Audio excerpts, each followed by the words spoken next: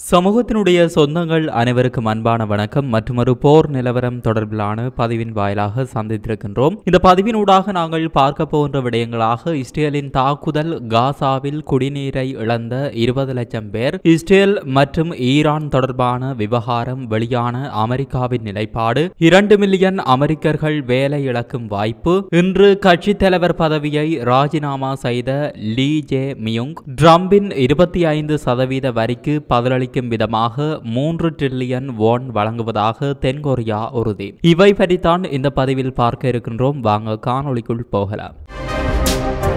இதற்கு முன்னர் நீங்கள் உங்களுடைய சேனலை தினமும் பார்வையிடும் பார்வையாளரா அல்லது புது பார்வையாளரா என்பதை கீழே இருக்கும் கமெண்ட்ஸ் பக்கத்தில் மறக்காம பதிவிடுங்க. அத்துடன் முதன்முறையாக எங்களுடைய சேனலை பார்வையிடுகிறீர்கள் என்றால் சப்ஸ்கிரைப் பண்ணி உங்கள் ஆதரவை வழங்குங்க. வாங்க காணொளிக்குள் போகலாம்.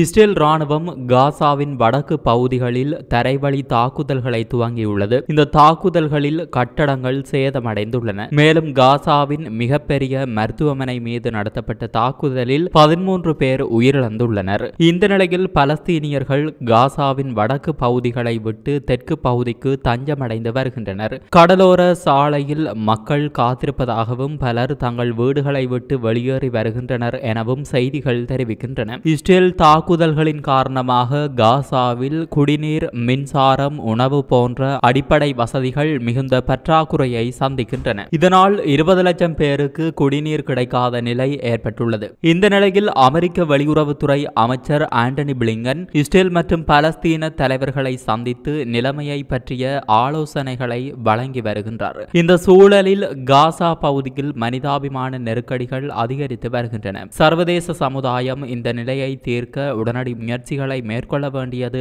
அவசியம் என தெரிவிக்கப்பட்டுள்ளது.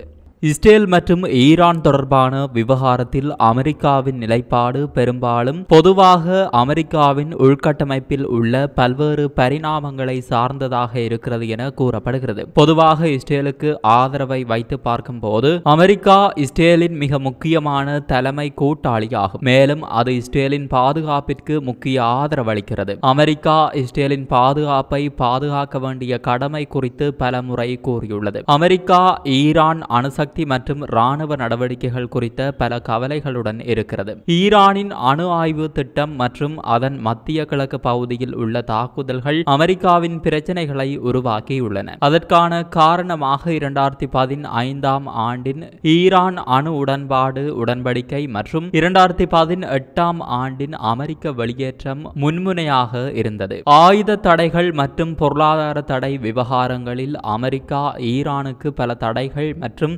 பொருளாதார தடை போடுகிறது. குறிப்பாக அதன் அணு திட்டத்தை கட்டுப்படுத்த அல்லது அந்த திட்டம் விரிவடையாமல் தடுக்கும் முயற்சியில் ஈடுபடுகிறது. அமெரிக்கா இஸ்ரேலின் பாதுகாப்பை மிக முக்கியமாக கருதுகிறது மற்றும் அது ஈரான் அல்லது பிற பிரச்சனைகள் எதிராக ஒத்துழைக்க வேண்டும் என பலவீனமான ஆதரவை வழங்குகிறது. இவற்றுடன் அமெரிக்கா மத்திய கிழக்கில் பதற்றத்தை குறைக்கும், சமாதானத்தை ஏற்படுத்தும் விதத்தில் அரசியலமைப்பை வழிமுறையாக்குகிறது. ஆனால் இந்த விவகாரத்தில் அதிகம் பதற்றம் மற்றும் கூடிய நெருக்கடியான நிலை இருக்கிறது என தெரிவிக்கப்பட்டுள்ளது. அமெரிக்கா ஒரு மந்த நிலையை நோக்கி செல்ல வாய்ப்புள்ளது என்றும் தற்போதைய கட்டண உயர்வால் 2 மில்லியன் அமெரிக்கர்கள் வேலை இழக்கும் வாய்ப்பு உள்ளது என்றும் முன்னாள் அமெரிக்க கருவூல செயலாளர் லாரன்ஸ் சம்மர்ஸ் குறிப்பிட்டுள்ளார். மந்த நிலை ஏற்படுவதற்கான வாய்ப்புகள் அதிகம் இல்லை. மேலும் மந்த நிலையின் பின்னணியில் கூடுதலாக 2 மில்லியன் மக்கள் வேலை இல்லாமல் இருப்பதை காண்போம் என சம்மர்ஸ் ப்ளூம்பர்க் டிவிக்கு அளித்த பேட்டியில் தெரிவித்துள்ளார். ஒரு குடும்பத்திற்கு $5,000 அல்லது அதற்கு மேற்பட்ட வீட்டு வருமானத்தில் இழப்புகளை காண்போம் என்று ஹார்வர்ட் பல்கலைக்கழக பேராசிரியர் சம்மர்ஸ் கூறுகிறார். ட்ரம்ப் நிர்வாகத்தின் கட்டண திட்டங்கள் மந்த நிலையை பெரியதாக மாற்றிய 1930 ஆண்டின் திட்டங்களை விட அதிகமாக இருப்பதாக சம்மர்ஸ் வாதிட்டார். அறிவிக்கப்பட்ட கொள்கைகளை திரும்பப் பெறுவது புத்திசாலித்தனம் என்று குறிப்பிட்டார். சம்மர்ஸ் மற்றும் பிற பொருளாதார வல்லுநர்களின் எச்சரிக்கைகள் இருந்த போதிலும் வெள்ளை மாளிகை மாளிகை நேற்றைய தினம் கொள்கைகள் முன்னர் திட்டமிட்டபடி நடைமுறைக்கு வரும் என்று சுட்டிக்காட்டியது. ஜனாதிபதியிடம் நேற்று இது குறித்து கேட்கப்பட்டது. அதற்கு அவர் பதிலளித்தார். நீடிப்பு அல்லது தாமதம் குறித்து அவர் பரிசீலிக்கவில்லை என தெரிவித்துள்ளார். இந்த மாநாட்டிற்கு முன்பு நான் அவரிடம் பேசினேன். அது அவரது மனநிலை அல்ல.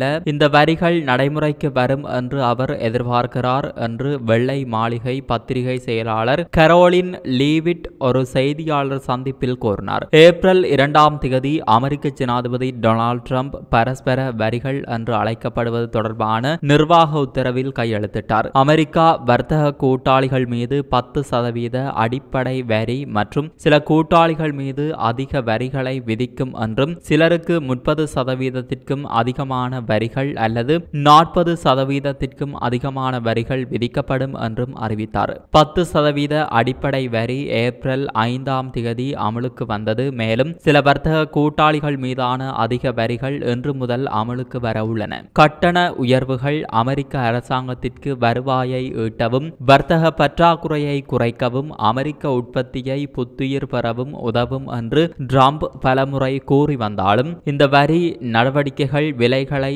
அதிகரிக்கும், அமெரிக்க நுகர்வோர் மற்றும் வணிகங்களுக்கு தீங்கு விளைவிக்கும், உலகளாவிய வர்த்தகத்தை சீர்குலைக்கும் மற்றும் உலகளாவிய பொருளாதார வளர்ச்சிக்கு தீங்கு விளைவிக்கும் என்று பொருளாதார வல்லுநர்களும் வணிக தலைவர்களும் எச்சரிக்கின்றனர். பல அமெரிக்க வர்த்தக பங்காளிகள் ஏற்கனவே எதிர் நடவடிக்கைகளை அறிவித்துள்ளனர்.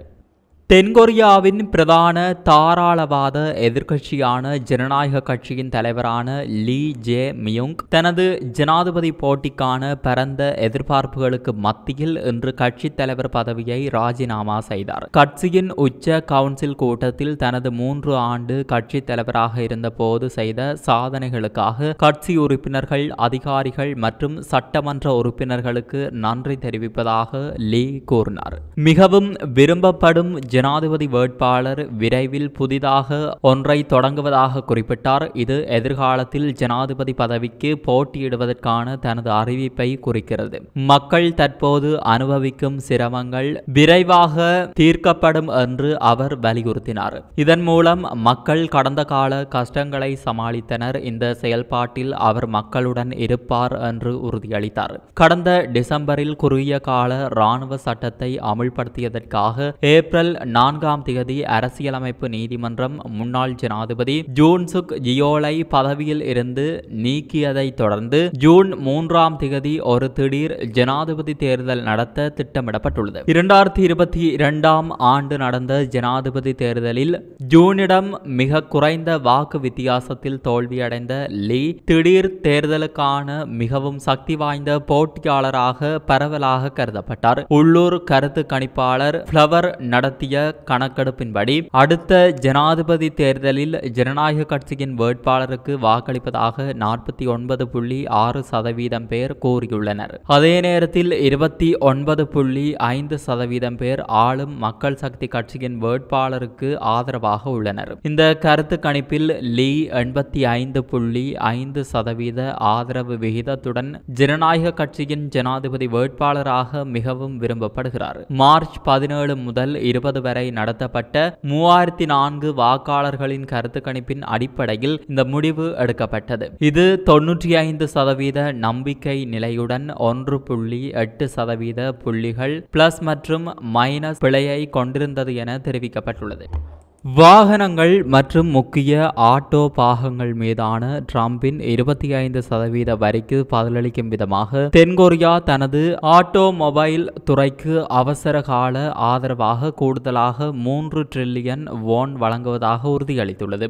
வாகனங்கள் மீதான கட்டணங்கள் கடந்த வாரம் அமலுக்கு வந்தன. அந்த நேரத்தில் ஆட்டோ பாகங்கள் கட்டணங்கள் மே 3 முதல் அமலுக்கு வரும். அமெரிக்கா ஒரு சிறந்த ஏற்றுமதி சந்தையாக இருப்பதால் கட்டணங்கள் அதன் ஆட்டோமொபைல் துறையில் குறிப்பிடத்தக்க தாக்கத்தை ஏற்படுத்தும் என்று சியோலின் பொருளாதாரம் மற்றும் நிதி அமைச்சகம் தெரிவித்துள்ளது. கூடுதல் நிதி உதவி வாகனத்துறைக்கான மொத்த அரசாங்க உறுதிமொழிகளை 13 டிரில்லியன் வோனிலிருந்து 15 டிரில்லியனாக உயர்த்துகிறது. கடந்த ஆண்டு தென்கொரியா அமெரிக்காவிற்கு $34.7 பில்லியன் வாகனங்களை ஏற்றுமதி செய்தது. இது அதன் வாகன ஏற்றுமதியில் 49% குறிக்கிறது. அரசாங்க அரசாங்கத்தின் கூற்றுப்படி மற்றொரு $8.2 பில்லியன் வாகன பாகங்களுக்கு மேலென குறிப்பிடப்பட்டுள்ளது.